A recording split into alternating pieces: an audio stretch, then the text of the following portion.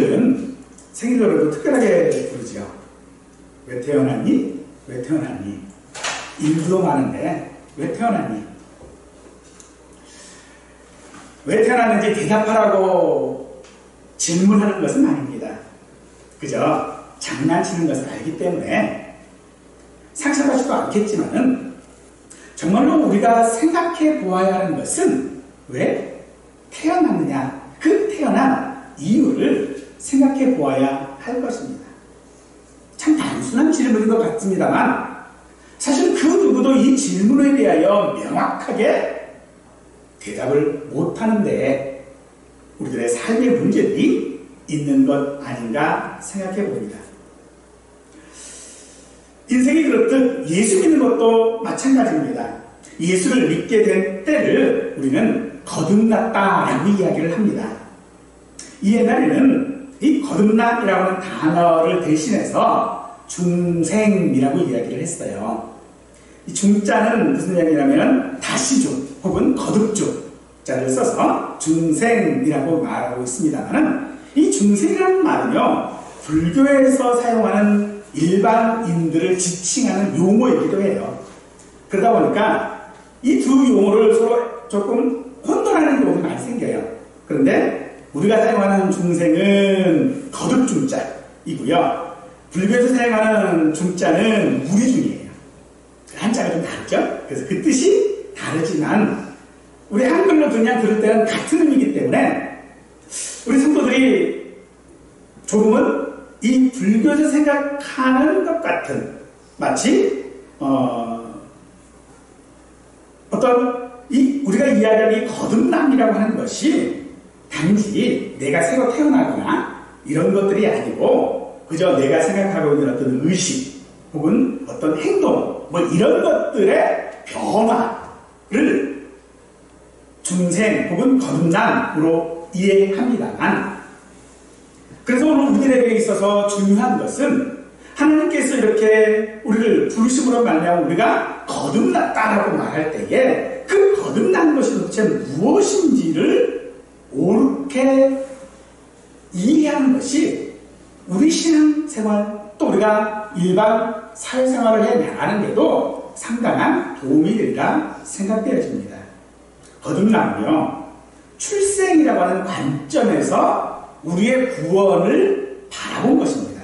즉 우리가 구원받은 것은 하나님의 부르심을 통해 태어났다라고 하는 말을 하고 있는 것이지요. 그러나 이 말이 단지 출생 자체만을 가리킨다고 이해해서는 안 될 것입니다. 이 거듭남이라고 하는 말 속에는요 우리가 잉태되어지고 또 태아로 성장을 하고 출생하고 또 성인으로 성장하는 그 모든 것들을 포함하고 있는 그런 말이기도 합니다. 따라서 우리가 거듭나기 이전에 우리 성도들에게는요 사실 믿음이 없습니다. 믿음이 없다는 얘기는 곧 생명이 없다라고 할 수 있는 것입니다. 지금은 인구 감소가 굉장히 심각하다라고 이야기를 합니다. 그래서 그 인구 감소로 인하여져서 다양한 어떤 사회적인 현상들이 많이 일어나고 있지요. 그래서 정부에서는 어떤 다양한 정책들을 통해서 출생을 늘리려고 그렇게 노력들을 하고 있습니다만 사실은 별 효과가 없습니다. 또 우리 기독교도요. 우리 기독교에 가지고 있는 성도 수가 지금 매년 증가하고 있는 것이 아니고요. 감소하고 있어요. 그 이유를 간단하게 이야기를 하면 자녀를 안 낳아서죠.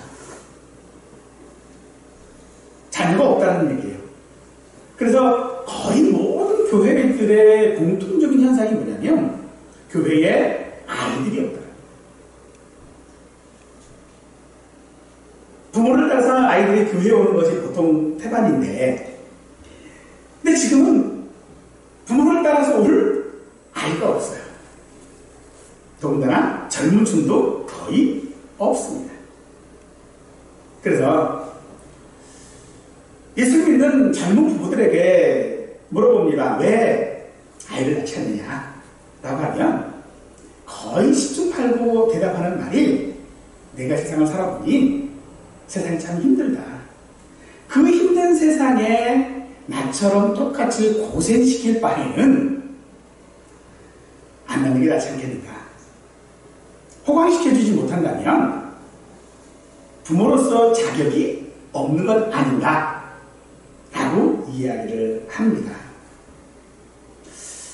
이 말 속에는요, 간단하게 그런 것입니다. 경쟁하는 사회 속에서 그 경쟁에서 이기지 못하는 삶은 살 가치가 없는 삶이다 라고 이해하는 것이겠죠. 하지만 여러분, 부모와 자녀의 관계가 그런 것으로 정리될 수 있겠습니까? 잘 아시겠지만요, 부모와 자녀의 관계는요, 그 자체의 가치가 있는 것 아니겠습니까? 그러므로 우리가 우리의 믿음에 있어서도 이 출생이라고 하는 것, 거듭남이라고 하는 것을 생각할 때에 가장 먼저 생각해야 하는 것은요, 출생은 부모에 의해 결정되어진다는 것이죠. 책임을 말하는 게 아닙니다. 그냥 그 출생 자체, 그 출생 자체에 있어서 자녀가 해야 할 역할이나 결정할 수 있는 것은 없다는 말이에요. 우리의 거듭남도 마찬가지입니다. 하나님의 부르심에 의하여 우리가 성도로 거듭난 것은 하나님께서 결정하시고 하나님께서 하신 일이라는 것이죠. 이 거듭남이라고 하는 단어에는요, 두 번째라고 하는 뜻도 있지만 하나님으로부터라고 하는 뜻이 더 강합니다. 거듭남은 우리에게 있어 어느 한 부분의 개선이 아닙니다. 이것은 전인적인 것이겠죠. 그래서 사람의 어떤 노력이나 결심 혹은 어떤 상태나 상황들이나 형편에 따라서 거듭나는 것이 결정되는 것이 아니라 오로지 하나님께서 하신 일임을 우리는 믿어야 할 줄로 압니다. 우리의 거듭남과 하나님의 부르심에 있어서 우리는요, 아무것도 하지 않습니다. 우리 스스로 태어나기를 결정한 일이 없는 것처럼 태어나는 일에도 우리는 아무런 일을 하지 않습니다. 그래서 하나님께서 우리에게 너는 거듭나야 되라고 요구하는 것이 아니라는 것입니다. 오직 하나님의 뜻과 관련하여 하나님께서 우리를 반드시 거듭나게 하시는 것입니다. 우리의 거듭남은 우리가 가지고 있는 어떤 죄책을 만족시키거나 우리에게 있어서 영원한 삶을 살 수 있는 권리를 얻은 것에 대하여 전혀 기대해야 할 바가 없습니다. 그럼에도 우리는 지금 우리가 영생할 권리를 가지고 있고 거듭남으로 인하여 우리가 가지고 있는 죄책들이 다 사라진 것처럼 그것은 거듭남이 우리에게 자명한 일이다 라고 말하는 것입니다. 다른 이야기라면 당신은 거듭났습니까? 라고 누군가 묻는다면, 당신은 예수를 믿습니까? 라고 누군가가 묻는다면, 당신은 구원받았습니까? 당신은 천국에 갈 수 있습니까? 라고 묻는다면 여러분 예라고 대답하십시오. 왜냐하면 여러분이 태어난 것은요, 여러분이 거듭난 것은 여러분의 결정이 아니라 하나님께서 그렇게 결정하셨기 때문인 것입니다. 예수님께서는 한밤중에 찾아온 니고데모에게 거듭나지 아니하면 하나님의 나라를 볼 수 없다라고 하셨습니다. 니고데모는요, 이스라엘의 선생이에요. 이스라엘의 선생이라고 하는 말은 율법에 대해서나 신앙적인 것에 면에서나 어떤 면에서보다도 가장 훌륭한 사람이라고 하는 말입니다. 더군다나 그는 그 누구보다도 하나님의 나라에 대하여 너무 잘 알고 있는 사람이에요. 그런 그에게 아주 기본적인 조건을 하나 말씀하시는 것입니다. 우리가 다른 나라를 여행을 하려면 그 나라에 들어갈 수 있는 입국 허가가 있어야 합니다. 이걸 우리가 비자라고 얘기를 하지요. 뭐 국가 간의 어떤 협정으로 인해서 이것이 면제되기도 합니다만 입국 허가는 다른 나라를 들어갈 수 있는 가장 기본적인 조건이죠. 한간에 우리나라 이 여건이 이번에 이제 바뀌었어요. 근데 바뀌기 전 여건, 그러니까 바뀐 이유가 뭐냐면 위조하는 거를 방지하기 위해서, 위조를 쉽게 하지 못하도록 하기 위해서 이제 그렇게 이제 바꿨어요. 근데 그렇게 바꾼 이유가 뭐냐면 우리나라 여건이요 너무 인기가 많은 거예요. 이 여권을 위조하는 사람들에게 너무 인기가 많아요. 왜냐면 우리나라 여권을 가지고 있으면요 들어갈 수 있는 나라가 굉장히 많답니다. 즉 무비자, 비자 없이 우리나라 여권만 가지고 있으면 그 나라에 들어갈 수 있는 그 나라가 엄청나게 많대요. 그래서 여권이 있는데 그것처럼 예수님께서는 우리들에게 하나님의 나라에 입국할 수 있는 그 허가증이 뭐냐라고 했을 때에 거듭나야 한다라고 말씀하시는 것입니다. 즉 거듭나지 않으면 하나님의 나라에 들어갈 수 없는 것입니다. 여기서 하나님의 나라를 볼 수 없다라고 하고 계시는데 이 볼 수 없다라는 말은 경험하다, 참여하다라고 하는 그런 뜻을 가지고 있습니다. 아마도 디모데는 그렇게 생각했을 거예요. 자신이 하나님의 나라에 대해 너무나도 잘 알고 있는 것은 자기가 하나님의 나라 백성이기 때문이라는 거죠.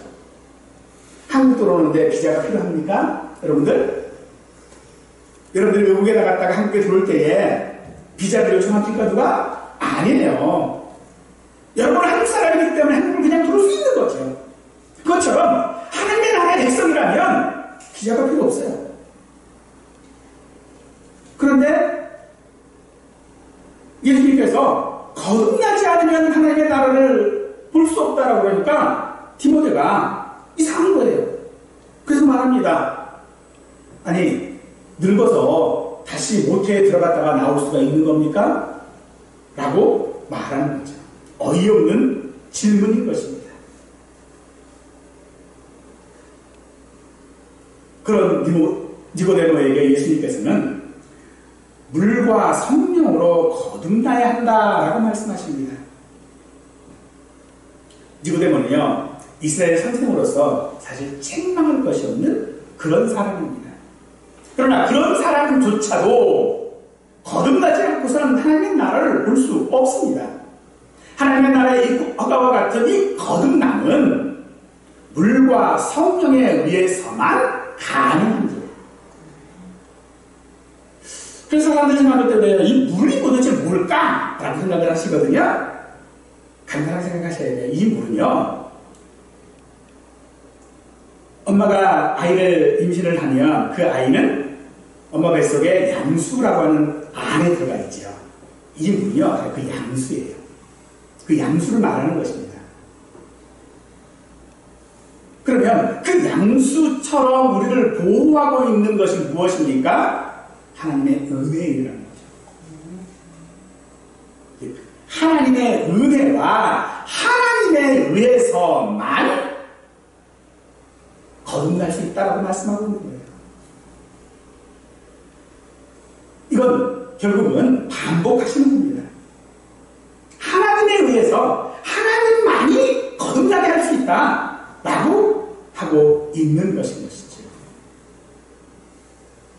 그래서 예수님의 말씀은 간단합니다. 어떻게 우리가 거듭날 수 있습니까? 어떻게 거듭나냐고? 하나님께서 태어나게 하셔야만 거듭나는 거야. 우리가 예수님을 믿어서 하나님의 자녀가 된 것은 내가 결정하시는 일이 아니고요. 하나님께서 하신 일이라고 믿으시기 바랍니다. 우리가 거듭난 자인 것을 그러면 어떻게 알 수 있을까요? 태어나면 아기는 있으니까 우리가 금방 알 수 있겠죠. 그런데 예수 믿는 것이 거듭난 것이라고 해서 새로 태어난 것이라고 말하고 있는데 그게 눈에 보이지는 않아요.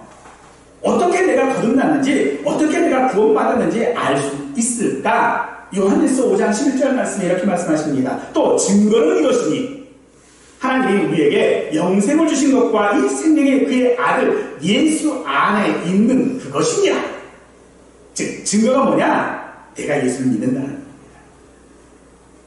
그게 내가 거듭났다라고 하는 증거라고 말하고 있는 것이지요. 많은 사람들은요, 자신이 정말로 구원받았는지 거듭났는지 확인하고 싶어요.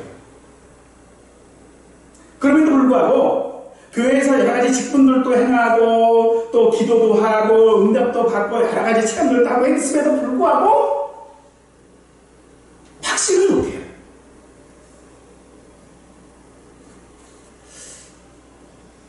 왜 그럴까요? 그것은요, 삶을 해석할 능력이 없기 때문이에요. 다른 말로 하면 내가 태어났는지 인지를 못한다는 거예요.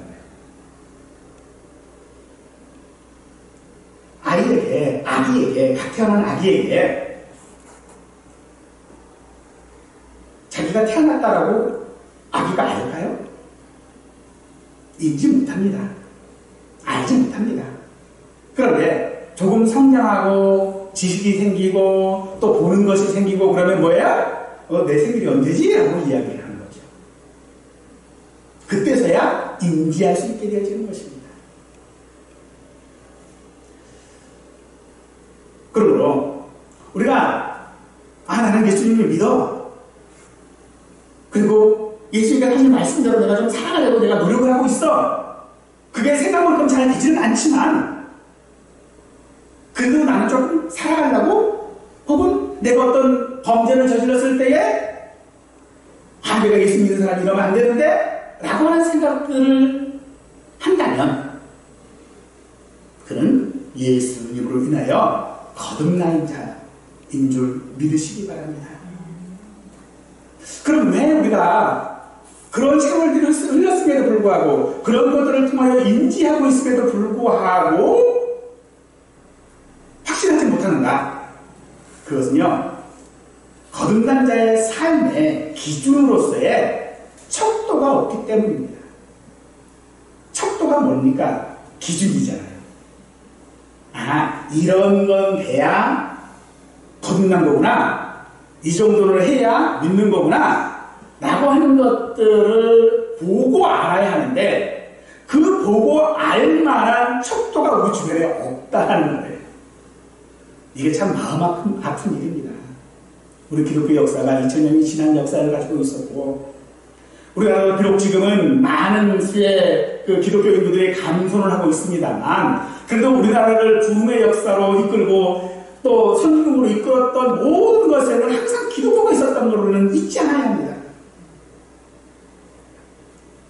그럼에도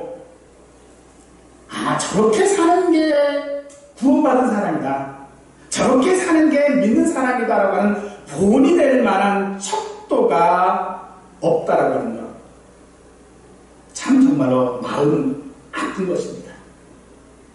또 그런 면에서 제 자신이 참으로 부끄러워지는 것도 사실입니다.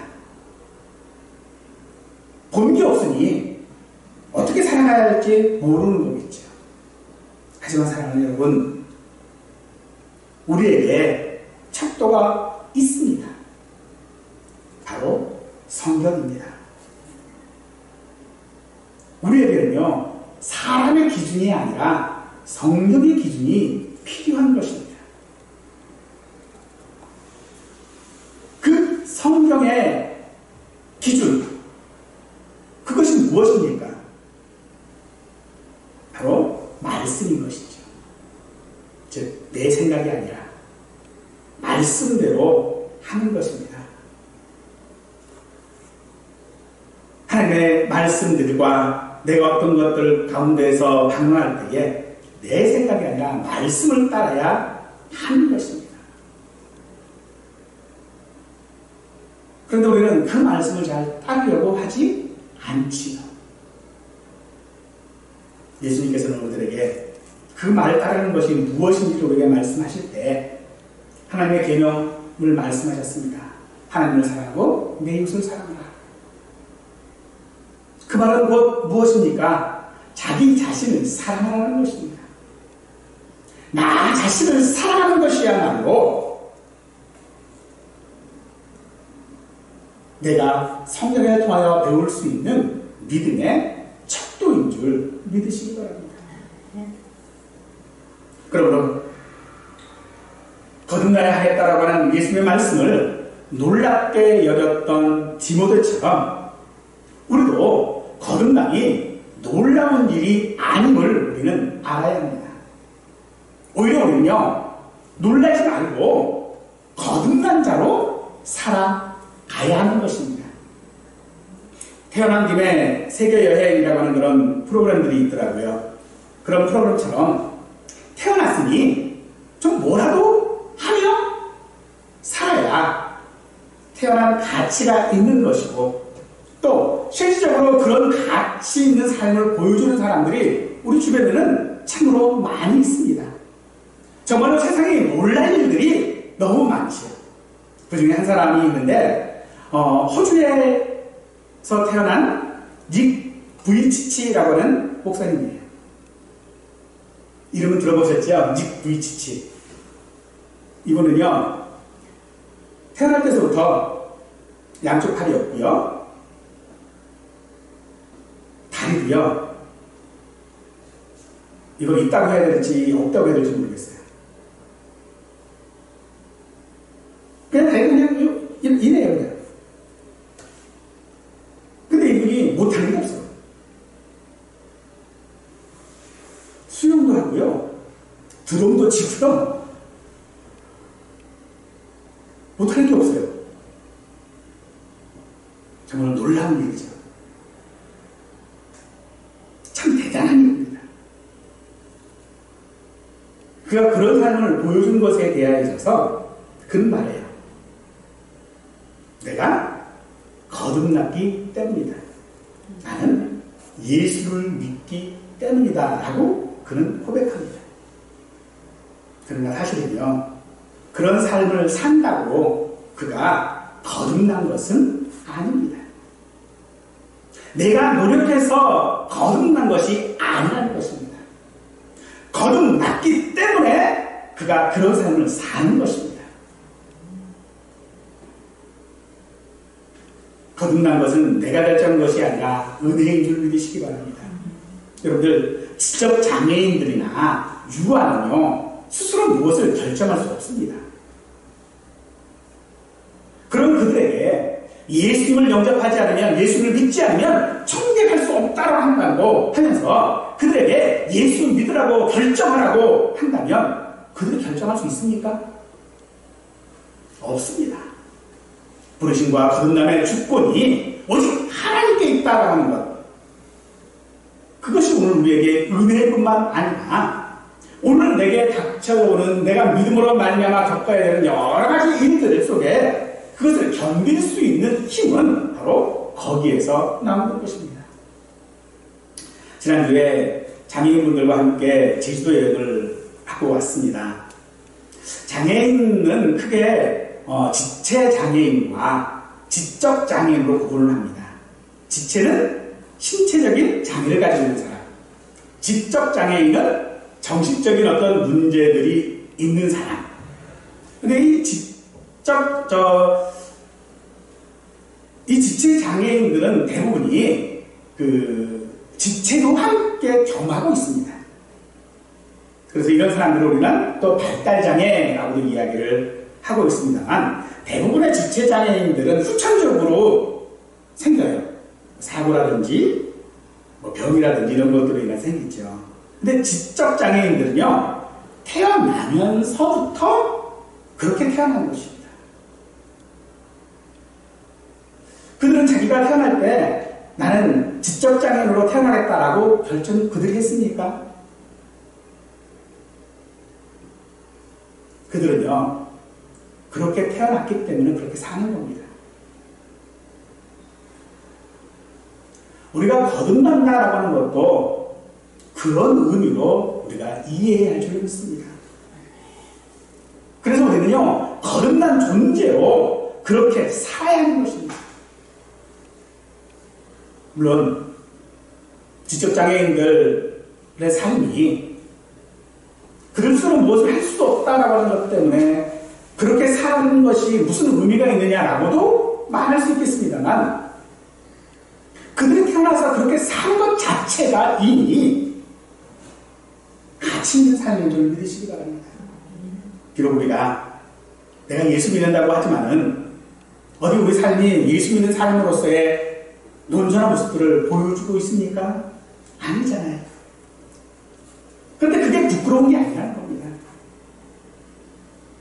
왜냐하면 내가 지금 태어난 것, 내가 예수 믿는 것은 내가 결정한 것이 아닙니다. 하나님께서 그렇게 나를 예수 믿게 하신 것입니다. 그러므로 우리가 거듭났다면 그 거듭난 자로 살아야 하는 것이 당연한 것이라는 것이죠. 그렇다고 해서 아무런 목적 없이 살아도 된다고 하는 그런 말은 아닙니다. 태어난 것만으로도 가치 있는 삶인 것처럼 거듭난 것으로 우리의 삶의 목적이 있는 것입니다. 그래서 거듭났음을 아는 성도라면 당연히 변화된 삶을 살아야 할 줄로 믿습니다. 고린도서 5장 17절 말씀은 우리에게 누군지 그리스도 안에 있으면 새로운 피조물이라 라고 했습니다. 여기 새롭다라고 하는 말은요, 거듭났다라고 하는 말입니다. 우리는 어쩌다 보니까 태어난 것도 아니고요, 어쩌다가 거듭난 것도 아닙니다. 하나님께서 분명한 의도와 목적을 가지고 우리를 거듭난 존재가 되게 하신 것이죠. 세상에서 태어난 사람들은 세상에 정해진 목적들에 따라 살아가고 있습니다. 그래서 시간의 흐름에 따라서 살아야 합니다. 공부할 때 공부해야 되고요, 일할 때 일해야 되고, 결혼할 때 결혼도 해야 돼요. 그래서 세상은요, 그 나이에 맞는 삶을 살아야 합니다. 그래서 세상은 늘 얘기하죠. 그 나이에 어떤 사람을 비난하는 거죠? 해야 할 일들을 하지 않은 사람들에 대하여, 세상이 정해진 목적대로 살아가고 있지 않은 사람들에 대하여 그렇게 이야기를 합니다. 그래서 네가 살아야 될 이유와 가치에 대하여 그 목적들을 그렇게 살지 못하면 그렇게 살아서 뭐하냐? 차라리 죽으라고 비난하기도 합니다.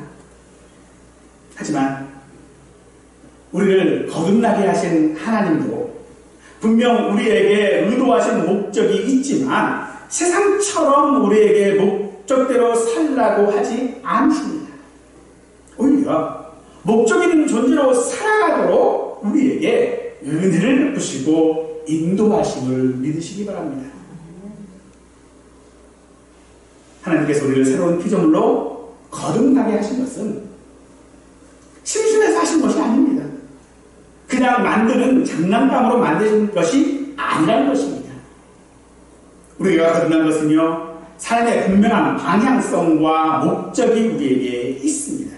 따라서 내 삶의 목적과 방향은 내 마음대로 정하는 것이 아니라 하나님의 목적과 방향성을 따라서 살아가야 하는 것, 그것이 바로 거듭난 자의 삶인 줄 믿으시기 바랍니다. 오늘날 세상이 우리에게 정해준 삶이라고 하는 것은요, 사실 감정이에요. 옛날에는 대부분 옳고 그름에 따라서 도리라고 하는 것을 방향성으로 삼아서 하늘에 부끄럽지 않은 사람으로 살고자 했다면, 현대에는요, 좋고 싫음이라고 하는 감정에 따라 방향을 정하고 자기 중심으로 살아갑니다. 너 왜 그런 행동을 했니? 라고 물어보면 옳아서가 아니라 좋아서 라고 말합니다. 내가 좋으면 그만인 거예요. 결국은 그런 삶은 방향성도 없어지고 목적도 없어지고 근거도 없어지겠죠. 어떤 시계가 여러분들 좋은 시계라고 생각하십니까? 디자인이 좋은 시계가 좋은 시계입니까? 아니죠. 좋은 시계는 시간이 정확해야 합니다. 정확한 시간을 나타내지 못하는 시계는요, 좋은 시계라고 할 수 없습니다. 시계는 분명히 시간이라고 하는 것을 정확하게 만드는 그 방향성과 목적에 따라서 살아가야 하는데, 우리가 거듭났다라고 하는 것은 우리 역시도 그 방향과 목적에 따라 살아가야 좋은 거듭난 자의 삶을 사는 것입니다. 다른 말로 하면 거듭난 자로서 살아가는 것이 잘 믿는 성도라는 것이죠. 그 목적을 알면서도 그것을 거부하고 살면 그 삶은요, 엉망이 되어버릴 것입니다. 하나님께서 우리에게 말씀을 통하여 이렇게 해라 저렇게 해라 하시는 것은 우리에게 억압하거나 강요하는 것이 그래서 결코 아니라는 것입니다. 목적에 따라 삶이 엉망이 되지 않도록 우리를 보호하시는 것이라는 것이죠. 기차가 선로를 그 선로대로 따라가지 않으면 사고가 나는 것과 마찬가지인 것입니다. 그래서 이 거듭난 자로서 살아가는 것, 단순하게 이것을 그저 그냥 열심히 살아가는 것으로 이해해서는 안 됩니다. 아무리 정확한 시계라도요, 디자인이 좋아야 명품이 되지요. 하늘은 스스로 돕는 자를 돕는다고 우리는 말합니다. 그래서 우리에게 그래도 열심히 살아야 한다고 격려하고 있습니다만, 사람의 태도에 따라서 거듭날 수 있는 것이 아니기 때문에, 만약 우리의 열심으로 인하여 우리가 살아가는 것이라면 우리는 절망할 수밖에 없을 것입니다. 하지만 그런 우리와 상관없이 하나님께서 우리를 부르시고 거듭나게 하신 것은 은혜라고밖에 우리는 말할 수 없는 것입니다. 그래서 자기가 거듭난 자인 줄 아는 사람은 모든 것을 성령께 의탁하고 내 안에서 성령께서 일하시도록 살아가는 것입니다. 이것은 스스로 노력하는 것과 구별되어져야 하는 것입니다. 내가 노력하는 것은 내가 일하는 것이고, 성령께 의탁하는 것은 나는 할 수 없으니 성령께 의탁하겠다라는 마음으로 하는 것입니다. 그렇거니 하고 우리는 살지 않아야 합니다. 그러나 말만 하고 생각만 하는 것은 아닙니다. 가령 우리에게 어떤 죄의 유혹이 있을 때에 내 감정이나 생각에 좋거나 싫은 것에 상관없이 성경에서 무엇이라고 교훈하는지를 우리는 따라야 하는 것입니다. 내가 이게 좋으니까 나는 이걸 할 거야 라는 것이 아니라, 내가 좋아도 성경에서 그것이 아니라고 한다면 하지 않아야 한다는 것입니다.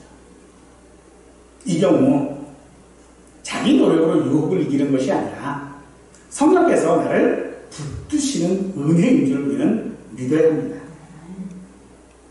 그러므로 거듭난다라고 하는 것은요, 추상적인 것이 아닙니다. 우리에게는 분명한 거듭남의 증거가 있습니다.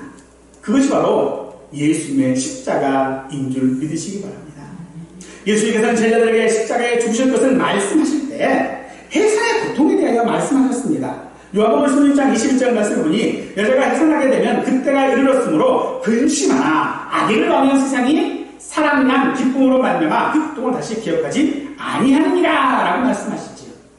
왜 갑자기 십자가에서 돌아가실 것을 제자들에게 말씀하시는 중에 느닷없이 여인의 출산에 대한 비유를 좀 하고 계시는 거예요. 무슨 얘기입니까?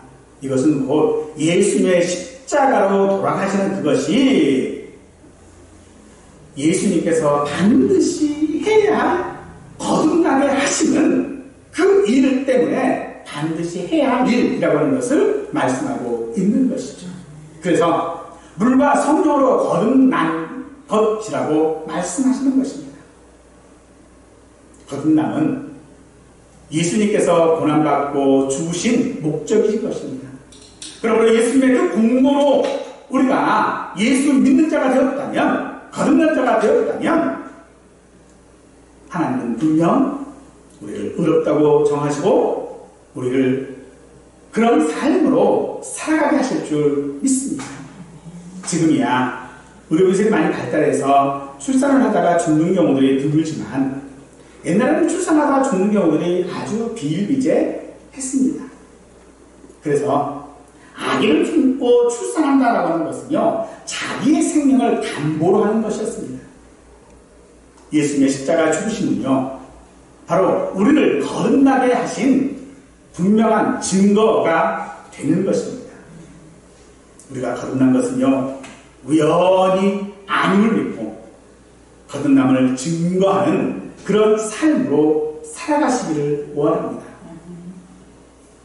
거듭난 성도는 삶의 증거를 통하여 거듭났음을 또한 확인해야 합니다.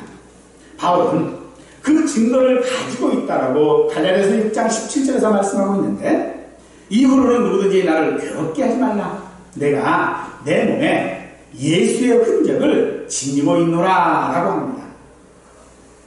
당시 바울을 괴롭게 한 것은요, 유대주의자들로부터 받는 그런 폭력이나 폭언들, 그런 핍박들이 아니라 그로 인하여서 갈라디아 교인들이 미혹되어지는, 유혹되어지는, 그것을 지켜보아야 하는 안타까움이 바울의 괴로움이었습니다.